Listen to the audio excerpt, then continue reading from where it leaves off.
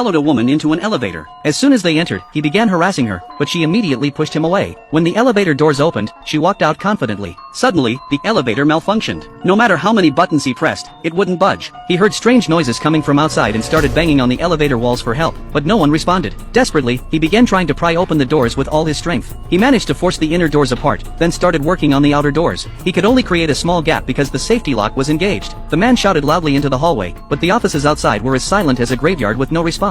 He tried to squeeze through the gap, but his large frame wouldn't fit. If the elevator were to drop at that moment, his head would be severed. Suddenly, his phone rang. It was his wife, saying someone was banging forcefully on their front door. Since he was trapped and couldn't get home, he instructed her to lock all doors and windows, call the police, and hide. He then called his friend, asking him to check on his wife. 4 hours later, a crowd of people began running frantically outside the elevator. A woman suddenly collapsed to the ground. It was the same woman from earlier that morning. She desperately reached toward him, begging to get into the elevator as something seemed to be dragging her away. Their hands gripped tightly, but ultimately, some force pulled her away. The man was completely bewildered. Breathing heavily with nervousness, he gathered his courage to see what was happening outside. As he slowly approached the elevator doors, 2 grotesque zombies appeared, snarling and having completely lost their minds. They frantically tried to squeeze into the elevator, but the opening was too small for them to enter. A noise from behind distracted them, drawing them away. The man was utterly confused about what was happening. His phone rang again. It was his friend, who reported that the streets had descended into chaos. Something major had happened, and the streets were now blocked off. His friend still didn't understand what was going on. Suddenly, the elevator intercom activated. It was the building's maintenance staff.